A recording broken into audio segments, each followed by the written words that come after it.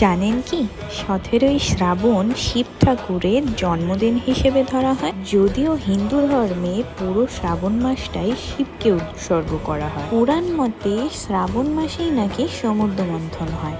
তার থেকে উঠে আসা হলাহল নামক বিষ পান করেই পৃথিবীকে রক্ষা করেন এই মহাদেব।